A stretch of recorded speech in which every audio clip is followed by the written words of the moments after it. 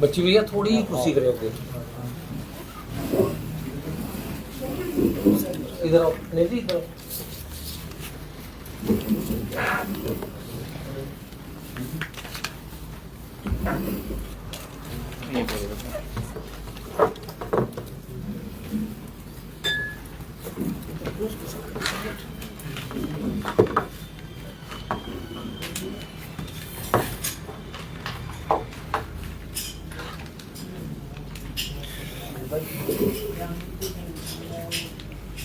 किसी इधर आओ नहीं कॉफी चाय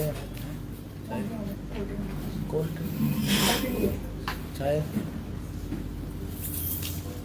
चाय चाय बे चाय चाय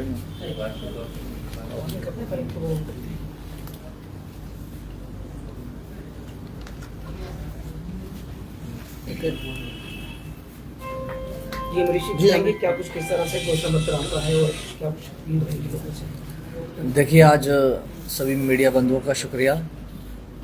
जैसा कि आप सब जानते हैं कि हम जसरोटा विधानसभा से आज़ाद उम्मीदवार के तौर पर इस वक्त चुनावी मैदान में हैं और इसी को समझते हुए हमने जो स्पेशली जसरोटा कॉन्स्टिट्यूंसी के लिए हमने अपना जो चुनावी जो घोषणा पत्र है वो आज जारी किया है, जिसमें मुख्यतः हमारा 15 पॉइंट एजेंडा है। और एजेंडा में थोड़ा थोड़ा आपको ब्रीफ कर देता हूँ। एजेंडे में हमारा है पहले कि आप और हम सब जानते हैं कि जम्मू कश्मीर स्टेट जो आप यूटी है जो उसके पास राज्य का दर्जा नहीं है, और राज्य का दर्जा बहाल कराने के लिए हमारा जो पहला एजेंडा है कि हमारा राज्य का दर्जा बहाल हो। महाराजा हरि सिंह जी की जो स्टेट है जिसके 2 टुकड़े कर दिए गए और भारतीय जनता पार्टी द्वारा किए गए, और इस पार्टी ने महाराजा हरि सिंह जी के फोटो के आगे फूल ज़रूर चढ़ाते हैं, लेकिन इन्हीं लोगों ने इस स्टेट को डिग्रेड करके यूटी बनाया और इसी स्टेट के 2 टुकड़े किए। और ये लोग वो लोग हैं जो दूसरे जो कहते हैं कि श्यामा प्रसाद मुखर्जी को लेके कि उन्होंने परमिट सिस्टम को तोड़ा। ठीक है, अच्छी बात है, परमिट सिस्टम कहीं भी नहीं लागू होना चाहिए, लेकिन इन्हीं लोगों ने 2018-19 के बीच जो नॉर्थ ईस्ट की जो स्टेटें हैं उनमें इन्होंने परमिट सिस्टम लागू किया। ये दोहरा चरित्र है इनका। और पहला हमारा एजेंडा है कि जम्मू कश्मीर का जो राज्य का दर्जा है वो बहाल होना चाहिए।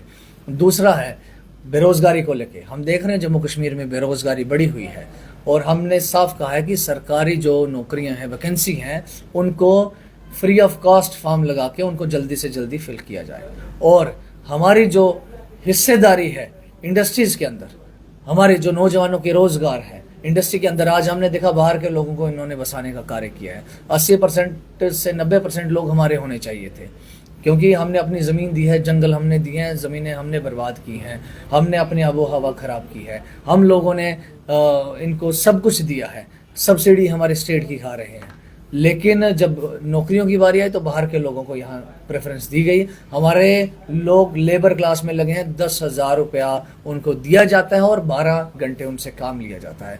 ये हम मानते हैं कि इनजस्टिस है, और हम हिस्सेदारी की बात करते हैं। और इसी घोषणा पत्र में हमने फैसला किया है कि जब हम आप सबके आशीर्वाद से असेंबली में जाएंगे तो 80% जो है हमारे नौजवान 80 से 90% किस तरीके से हमने इंडस्ट्री में एडजस्ट कराना है, ये हमारी जिम्मेवारी है। तीसरी बात है कि जो वृद्ध पेंशन है या बाकी जो पेंशन है वो 1000 रुपया रखी गई है। 1000 से बढ़कर हमने 4500 रुपया जो पेंशन है उसका वादा किया है कि हम लड़ेंगे और असेंबली में इन बातों के लिए आवाज़ उठाएंगे। हमने देखा 1000 रुपये में बुजुर्गों की दवाइयाँ भी नहीं आती हैं। इसी को समझते हुए हमने 4500 रुपये जो पेंशन है उसका वादा किया है। हम देख रहे हैं जम्मू कश्मीर, जो 4th पॉइंट है हमारा, जम्मू कश्मीर स्टेट के अंदर जो बिजली है, बिजली की प्रोडक्शन सबसे ज़्यादा है और बाकी स्टेटों को बेची जाती है। हमारे अपने लोग अंधेरे में हैं, या वही साहब है कि चिराग तले अंधेरा। हमारे अपने लोग अंधेरे में और बाहर की स्टेटों को बेची जा रही है। थोड़े दिन पहले अगर गुजराती या बाहर से लोग जो व्यापारी यहाँ हैं, इंडस्ट्री सेटअप किए, 24 घंटे उनको बिजली की सप्लाई दी जा रही है, लेकिन हमारे अपने लोग बिजली उनको नहीं मिल पाती है, कट पे कट, लो वोल्टेज। लेकिन जब बिलों की बारी आई, जिसका 300 आता था उसका 1500 आने लगा, जिसका 800 आता था उसका 3000 आने लगा। ये हम मानते हैं इनजस्टिस है, और हमने वादा किया कि लड़ेंगे इसके लिए, और 24 घंटे हमारे लोगों को बिजली की सप्लाई मुहैया हो और सस्ती बिजली सब्सिडी दरों पर मिले, इसके लिए हम प्रतिबद्ध हैं। कंडी क्षेत्र हमने देखा सिंचाई के मामले में इन्होंने बड़े कहा कि छापर कंडी प्रोजेक्ट लगाएंगे, ये लगाएंगे, वो लगाएंगे, कुछ भी नहीं किया भारतीय जनता पार्टी ने। ये सिर्फ जुमले हैं।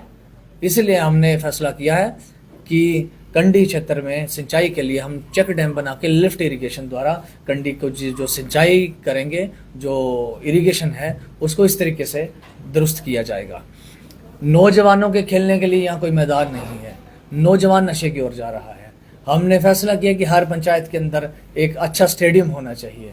हमने बाकी जो ऑलरेडी हैं, जो थोड़े बहुत एक दुक्का है, वहाँ हमने देखा उसका इंफ्रास्ट्रक्चर की खस्ता हालत है। हमने फैसला किया है कि हर पंचायत के अंदर खेलों के लिए एक स्टेडियम दिया जाएगा और हर स्टेडियम के अंदर कोच मुहैया कराए जाएंगे ताकि बच्चों को अच्छी शिक्षा मिल सके और स्पोर्ट्स में, एथलीट में वो आगे लोग जा सकें।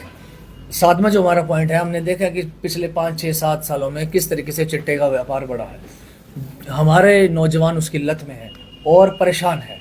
तो इसी संदर्भ को हमने समझते हुए हमने पुलिस और जो हमारी पब्लिक है वो किस तरह से अपने कोऑर्डिनेट करके इस पे हम रोकथाम लगाएं, हमारा ये प्रण है।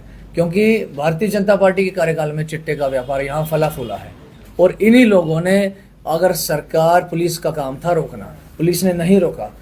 सरकार पुलिस को कंट्रोल कह सकती थी लेकिन किसी ने तवज्जो नहीं दी। आए दिन हमारी जो यंग पीढ़ी है वो चिट्टे का शिकार हो रही है और कई लोगों ने अपनी जान गंवाई है। इस तरीके से चिट्टे मुक्त और नशा मुक्त किस तरीके से अपने हमने इलाके को करना है, इसके लिए हम प्रतिबद्ध हैं और ये हमारा 7वां पॉइंट है। स्मार्ट स्कूल, दिल्ली की तर्ज पे स्मार्ट स्कूल बनाए जाएं। गवर्नमेंट स्कूल पिछले दिनों सरकार ने बंद कर दिए। हम चाहते हैं कि सरकार और हमारी कोशिश रहेगी कि हम स्मार्ट स्कूल दें अपने लोगों को, अपने नौजवानों को, बच्चों को स्मार्ट स्कूल दें ताकि बच्चे वहाँ पढ़ें और बड़ी बड़ी जो फीसें देनी पड़ती हैं प्राइवेट स्कूल में, उन फीसों के लिए मदर फादर को, माँ बाप को परेशान ना होना पड़े। इसी का हमारा एजेंडा है। प्राइमरी हेल्थ सेंटर और डिस्पेंसरियों की आज की डेट में बुरी हालत है। हमने देखा है कि जो डॉक्टरों की अवेलेबिलिटी है वो ना प्राइमरी हेल्थ सेंटर में, डिस्पेंसरी में तो बिल्कुल नहीं, ना दवाइयाँ मिलती हैं ना डॉक्टर मिलते हैं। हम बिल्कुल इसके लिए फर्म हैं कि हमारे लोगों को अच्छी स्वास्थ्य सुविधाएं मिलनी चाहिए और हर प्राइमरी हेल्थ सेंटर में जितनी भी वेकेंट पोस्ट है उनको फुलफिल किया जाए, डॉक्टरों की जो अवेलेबिलिटी है उसको सुनिश्चित किया जाए।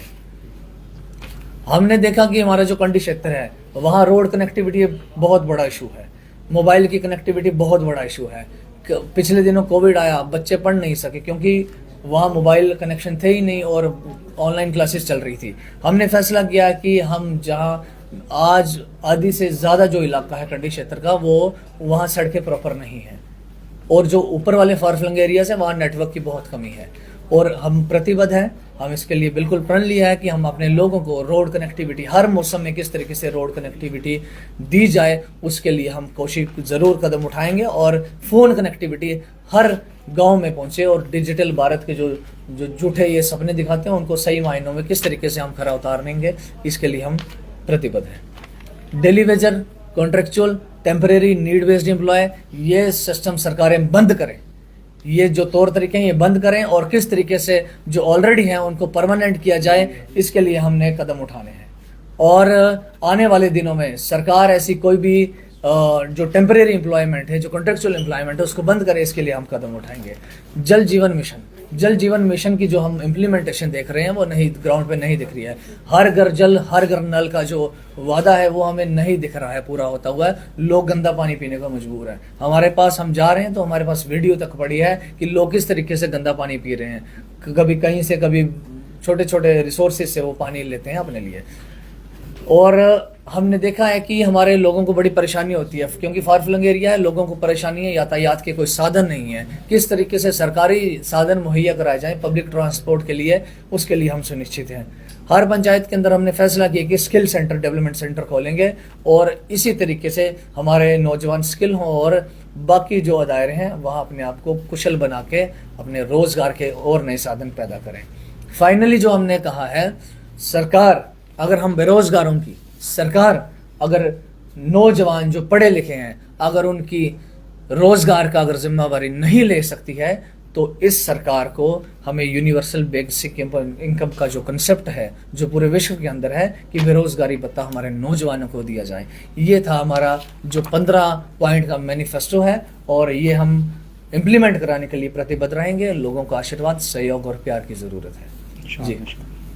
और इस चुनाव में हमारा जो चुनावी निशान है वो है ऑटो रिक्शा, 7वें नंबर पर है और हमारी सबसे अपील रहेगी कि हम अच्छे तौर पर इन चीज़ों को इम्प्लीमेंट कर सके, इसलिए ज़रूर समर्थन करिएगा। हमने देखी जुमलेबाजों की सरकार है, हर कोई कह रहा है कि सड़क, बिजली, पानी, शिक्षा ये कोई मुद्दा ही नहीं है, लेकिन हम समझते हैं यही मुद्दा है, यही बेसिक मुद्दा है। 75 वर्ष से ज़्यादा हो गए, हमारे हिंदुस्तान की जनता आज तक इन मुद्दों से नहीं उभर पाई है। हम कौन से विकसित भारत की कल्पना करेंगे? ये झूठे जुमले हैं, ये सरकारों के जुमले हैं। इन्हीं चीज़ों को, बेसिक ज़रूरतों को समझते हुए हमने चुनावी मैदान में उतरने का फैसला लिया और जनता का आशीर्वाद हमें मिल रहा है, सहयोग मिल रहा है और उम्मीद है हमें भारी मतों से जसरोटा कंस्टिट्यूंसी के सब लोग हमें जिता के असेंबली में भेजेंगे। आपसे यही उम्मीद है, आशा है।